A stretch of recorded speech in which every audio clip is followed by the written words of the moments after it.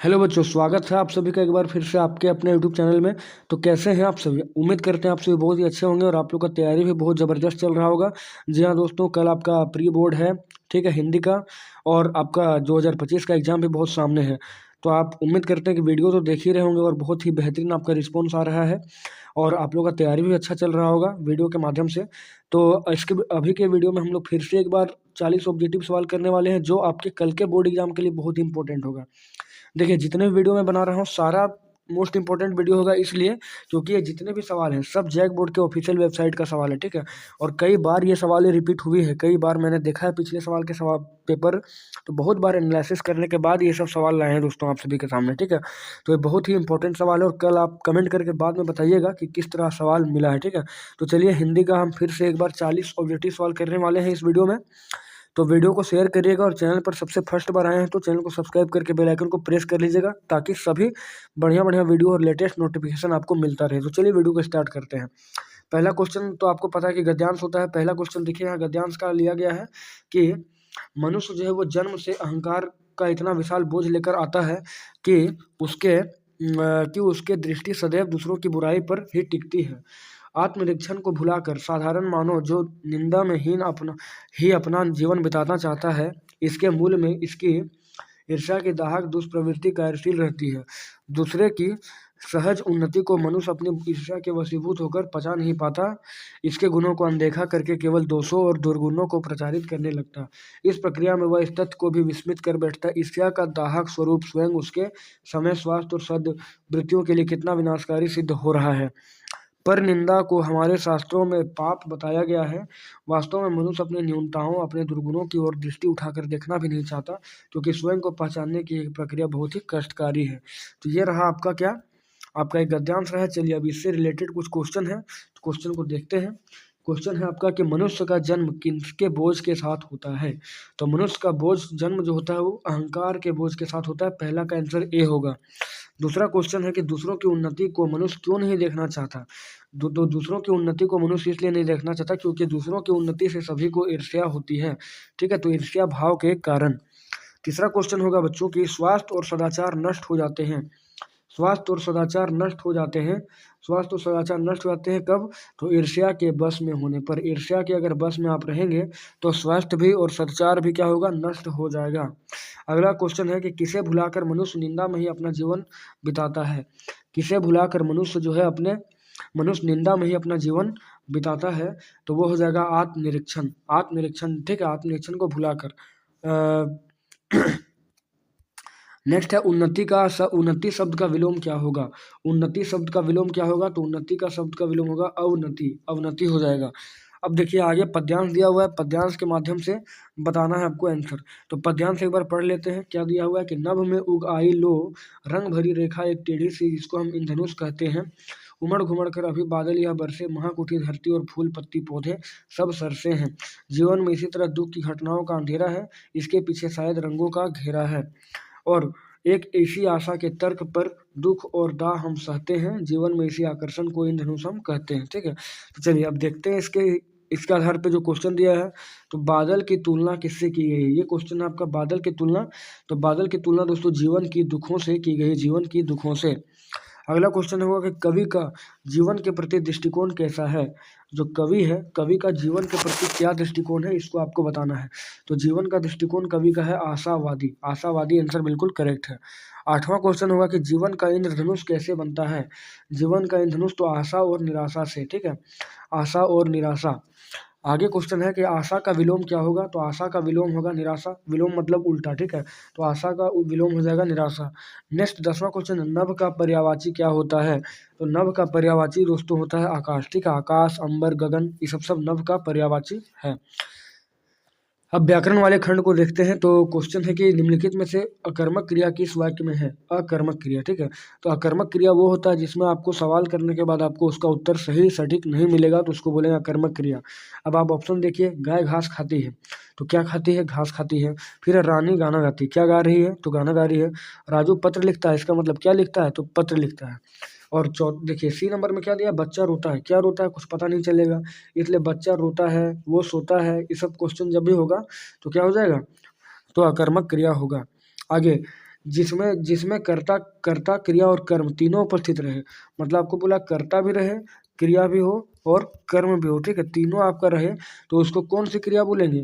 तो अगर इतना सब कुछ हो जाता है तो उसको फिर क्या बोलेंगे? सकर्मक क्रिया बोलेंगे। इस हिसाब से 12 का बी आंसर बिल्कुल करेक्ट होगा। 13वां पूछा है कि कौन अरुण का अनेकार्थी शब्द नहीं है? तो अरुण का सूर्य भी होता है, लाल भी होता है, सिंदूर भी होता है, चंद्र नहीं होता है, ठीक है, चंद्र नहीं होता है, इसका दिवाकर वगैरह होता है। तो चंद्र आंसर सही होगा। आगे पूछा जब समास का प्रथम पद अव्यय हो और प्रधान हो तो कौन सा समास होगा? तो जब प्रथम पद अव्यय हो जाए तो वो अव्ययी भाव समास कहते हैं। अव्यय को अविकारी भी कहा जाता है। अगला सवाल है विद्यालय, विद्या के लिए आलय, कौन सा समास है? तो विद्या के लिए आलय आपका हो जाएगा तत्पुरुष समास। ऐसा ही था, ऐसा ही एक क्वेश्चन था। कौन सा? तो नीला है अंबर जिसका, तो वो भी तत्पुरुष समास हुआ था। राजा का महल, तो ये भी क्या होगा? तत्पुरुष समास होगा। आगे है नीला है अंबर विग्रह पदों का समस्त पद क्या होगा? तो नीला है अंबर, ठीक है, तो इसका क्या हो जाएगा? नीलांबर। तो 16 का हो जाएगा बच्चों ए। अगला सवाल है रचना के आधार पर किस वाक्य में एक प्रधान वाक्य और शेष आश्रित उपवाक्य होता है? तो एक आपका प्रधान वाक्य होगा और दूसरा आपका आश्रित वाक्य होगा। ये किसमें होगा? तो ये होता है दोस्तों मिश्र वाक्य में, यानी कि 17 का आंसर हो जाएगा सी। आगे 18वां है समुच्चय बोधक अवयव के दो प्रमुख भेद कौन से हैं? समुच्चय बोधक के, तो समुच्चय बोधक अवयव के दो प्रमुख भेद होते हैं समानाधिकरण और व्यक्तीकरण, समानाधिकरण और व्यक्तीकरण। अगला सवाल है पिताजी के द्वारा अखबार पढ़ा गया वाक्य, पिताजी के द्वारा अखबार पढ़ा गया वाक्य कौन सा भेद है? पिताजी के द्वारा, द्वारा लगा हुआ है, ठीक है, तो द्वारा लगा हुआ है तो ये कर्मवाच्य होगा। अगर खुद पढ़ते कि पिताजी अखबार पढ़ते हैं तो वो कर्तृवाच्य होता है, लेकिन यहाँ पर द्वारा लगा हुआ है तो कर्मवाच्य हो जाएगा। अगला सवाल है कर्तृवाच्य के वाक्यों में कर्ता के कार्य की क्या होती है? तो कर्तृवाच्य में कर्ता के कार्य की होती है प्रधानता, ठीक है, कर्तृवाच्य के वाक्यों में कर्ता की कार्य की प्रधानता होती है। अब अगला सवाल देखेंगे प्रस्तुत गद्यांश को ध्यानपूर्वक पढ़कर प्रश्न संख्या 21 से 24 तक सही उत्तर का चयन करना है। देखिए एक पद्यांश दिया हुआ है और पद्यांश में कहा गया कि तुम्हारी यह दंतुरित मुस्कान, धन्य तुम माँ हो, माँ भी तुम्हारी धन्य, चिर प्रवासी मैं इतर मैं अन्य, इस अतिथि से प्रिय तुम्हारा क्या संपर्क रहा, उंगलियों की कराती रही मधुपर्क मधुपर्क, देखते तुम इधर कनखी मार और होती आंखें चार, ठीक है।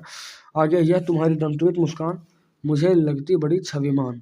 तो देखिए पूछा गया है अभी 21वां नंबर पे कि ये किस काव्यांश से लिया गया है, यानी प्रस्तुत काव्यांश के कवि कौन है। तो दोस्तों आपको कवि याद कर ही लेना है, हर एक चैप्टर का कवि और उसकी जन्म और मृत्यु, ठीक है, यहाँ से सवाल बन जाता है। और किताब तो आपको हिंदी का बढ़िया से पढ़ना है क्योंकि बीच से कहीं से भी पैसेज आपका उठाया जा सकता है, ठीक है। और फिर आपका अगर आप पढ़े नहीं होंगे अच्छे से तो मार्क्स आपका नहीं आ पाएगा। तो 21 का क्या हो जाएगा?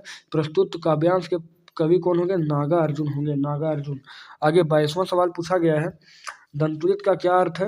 तो दंतुरित का होता है नए नए दांत, ठीक है, नए नए दांत होता है इसका आंसर।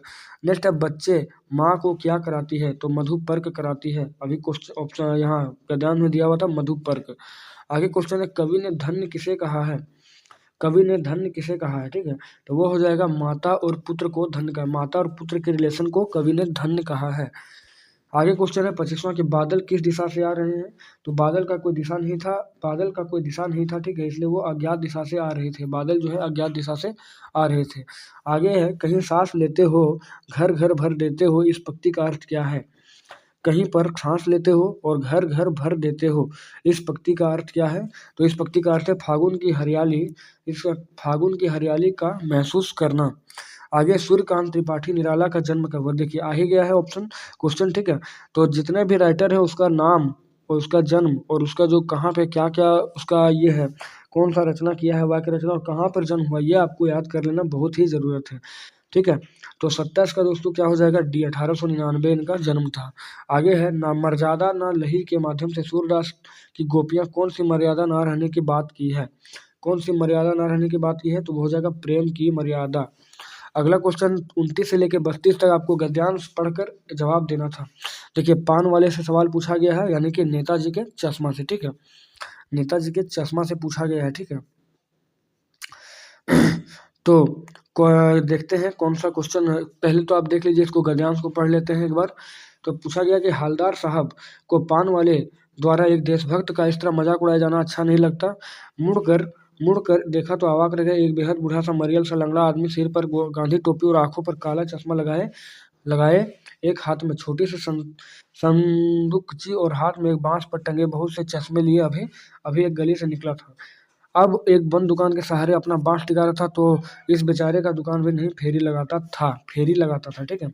हवलदार साहब चक्कर में पड़ गए। पूछना था कैप्टन क्यों, इसे कैप्टन क्यों कहते हैं, क्या यही उसका वास्तविक नाम है? लेकिन पान वाले ने साफ कर दिया कि अब इसे इस बारे में और बात करने को तैयार नहीं है। ड्राइवर भी बेचैन हो रहा था, काम भी था। हवलदार साहब जीप में बैठकर चले गए। चलिए अब क्वेश्चन देखेंगे इसका। तो पूछा गया कि हवलदार साहब को क्या क्या अच्छा नहीं लगता। तो हवलदार साहब को दोस्तों पान वाले के द्वारा एक देशभक्त का मजाक उड़ाया जाना अच्छा नहीं लग रहा था। आगे क्वेश्चन है कि बूढ़ा मरियल सा लंगड़ा आदमी कौन था? तो वो था आपका बूढ़ा मरियल सा लंगड़ा आदमी कौन था? तो वो था कैप्टन था। ठीक है, 30 का हो जाएगा सी। आगे क्वेश्चन है कैप्टन क्या काम करता था? तो कैप्टन जो है आपका फेरी लगाता था। ठीक है, कैप्टन फेरी लगाता था। 32वां सवाल है कि हवलदार साहब पान वाले से क्या जानना चाहते थे? तो हवलदार साहब पान वाले से जानना चाहते थे कैप्टन के बारे में, कैप्टन जो चश्मा बदलता था हमेशा। आगे देखेंगे लेखक बाल गोविंद भगत की किस विशेषता पर अत्यधिक मुग्ध था?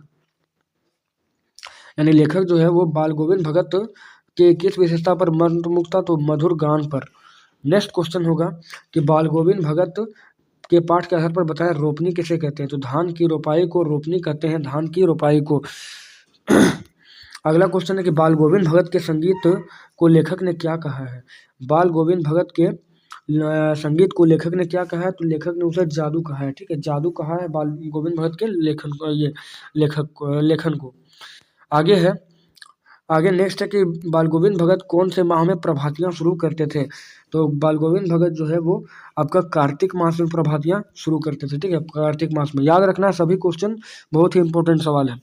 अब आगे देखेंगे प्रस्तुत गद्यांश। फिर से 33 से लेकर 40 तक गद्यांश है और गद्यांश के आधार पर आपको जवाब देना है। तो गद्यांश देखते हैं क्या दिया है। जब कभी मैया हमें अचानक पकड़ पाती, तब हमारे लाख झटपट आने पर भी एक चुल्लू कड़वा तेल हमारे सिर पर डाल देती। हम रोने लगते और बाबूजी उस पर बिगड़ खड़े होते। वह हमारे सिर में तेल बोतकर उबट कर ही छोड़ती। फिर हमारी नाभि और लिलार में काजल की बिंदे लगाकर चोटी गूंथती और उसमें फूलदार लट्टूदार बांध कर रंगीन कुर्ता टोपी पहना देती।